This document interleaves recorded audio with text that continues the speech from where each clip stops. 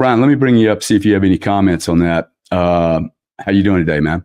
I am great. Thanks, Gary. And let me just start off by saying, preach, brother. Like, I'm your neighbor over here in Tampa. I'm the funky one. And I just got to say, like, as an NPA, I've never belonged to a political party my entire life. And I feel that there's so much going wrong with the country. I've talked about this on Spaces in a number of ways before. And I loved how you just put it, this whole red versus blue and you're wrong versus not. And, you know, like I said, thank God for Bitcoin. I mean, my wife is a hardcore Bitcoiner. We have Bitcoin.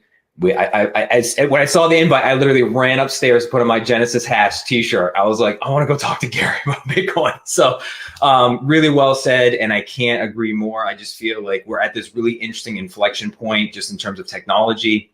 You know, like I work for a Web3 infrastructure company. So, you know, I'm a director of protocol relations, talk to a lot of people out there, go to a lot of the conferences. I saw you, in fact, at Consensus when you're with Sam, but you were very busy talking to other people. So I never got a chance to chat with you.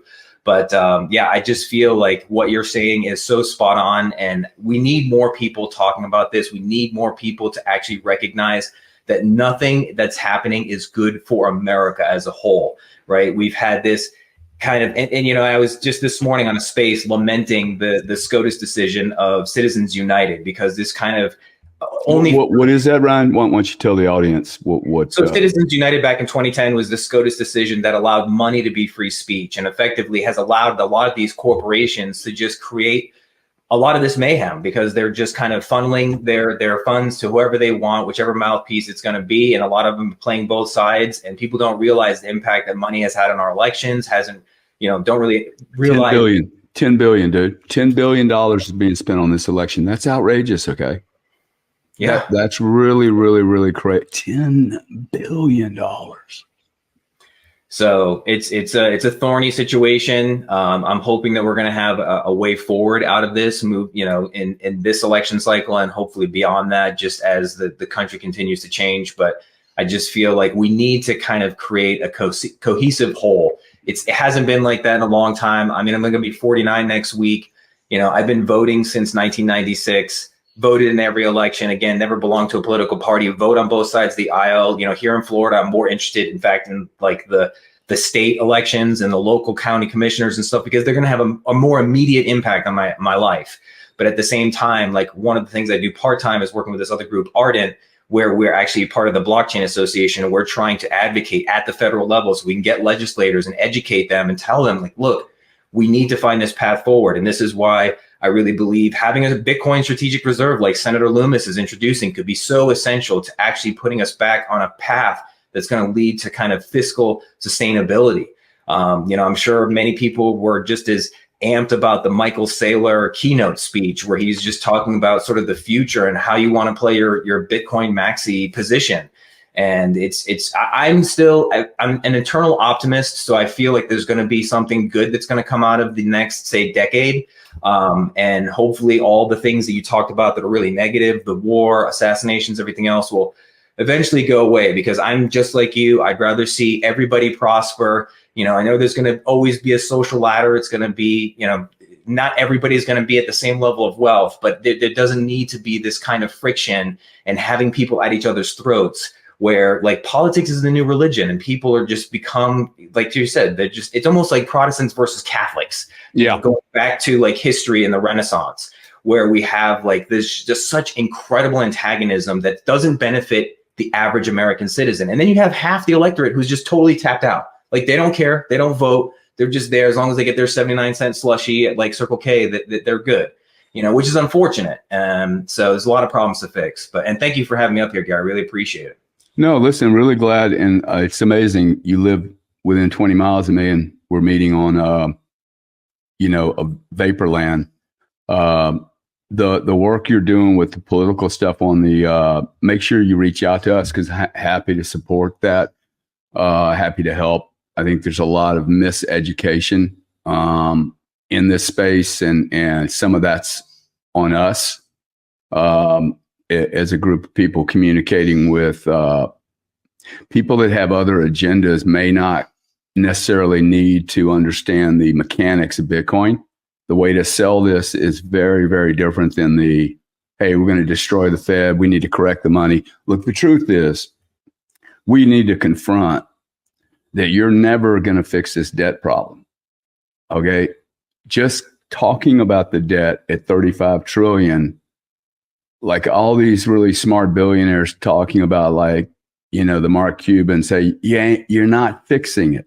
Okay. There is no 35, you know, fix. Like it's $100 trillion and there's no fixing this ever. The $35 trillion is, there's 700 people listening. There's 800 people. 800 people could not write the number 35 trillion the first time. And then just try to, you know, work your way through how many units that is and how long it will take us. We've created this over 100 years. Okay. This didn't just happen yesterday. And we're getting ready to do it in a big time this next round. There needs to be either we wash the whole system out, meaning everything gets washed out. It's not happening. Okay. No politician on the planet's going to do that. Having said that, you know, it's very interesting. I was in Wyoming at this blockchain symposium, and we were talking about the Depression. There was 2 other guys there that remembered their parents had stories of the Depression. And there was a bunch of young people there. And I looked at one of the guys and went, hey, did you tell me the stories that you remember? And he and I started rummaging in our mind over the stories. I don't remember anyone talking about automobiles driving through people. I don't remember hearing people with pitchforks killing people. I don't remember knife hacks in London. What I do remember hearing is all the family members meeting for family dinner, all the neighbors getting together for dinner. I remember them saying that there wasn't a lot to eat, but I don't remember people hating each other. I don't remember anywhere near the kind of polarization that we have today or the violence that we have. I do not remember hearing about any of the racism. Like the stuff that we have today, maybe we just have too much and maybe we got too soft. But this is why I believe we have to probably break. We have to go through this, the fourth turning break where people go, I don't have a job. I don't have a job and I need to now go and work for Mr. Cardone in his backyard and clean his weeds so I can make some money. We've stopped that. And there will be people on here who go, oh, did he just say that somebody should come clean my weeds? Dude, I have $100,000 worth of jobs in my backyard. Like if you like, that's what I would hear. Oh, wow, that guy's got a job to give me. Literally, there are people on here. Oh, he's going to pay somebody to clean his weeds. Hey, dude, the question is who? I'm not going to clean them. Like I grew up in a different era. I just feel like, Garrett, I feel like so much of that disappeared after the millennials. No offense to millennials who were watching and stuff like that. But like, if you weren't brought up in a family that kind of had that cohesiveness and also encouraged that level of gumption and just looking for opportunity and wanting to like build yourself up by your bootstraps. But to your point, like I think there's things are just come way too easily now in our society.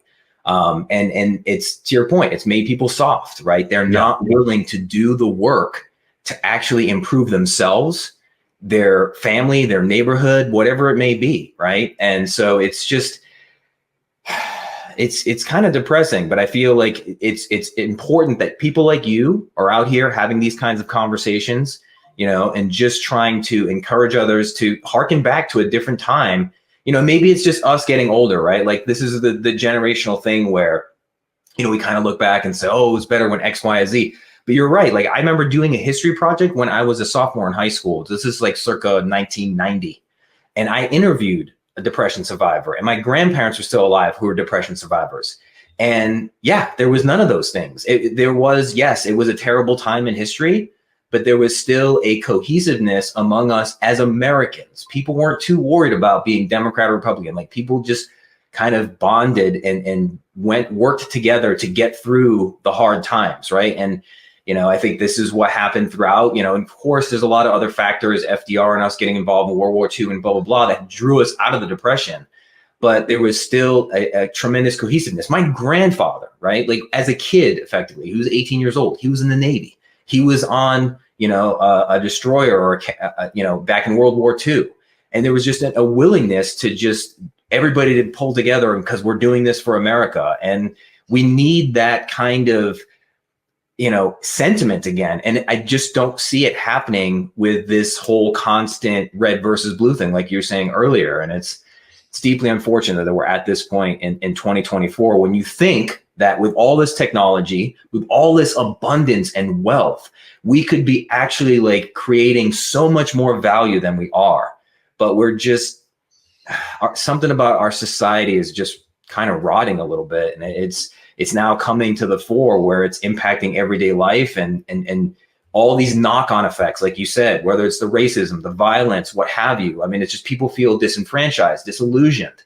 And, here we are in this, but hopefully things get better, right? And this is what we got to do, make things better for everybody.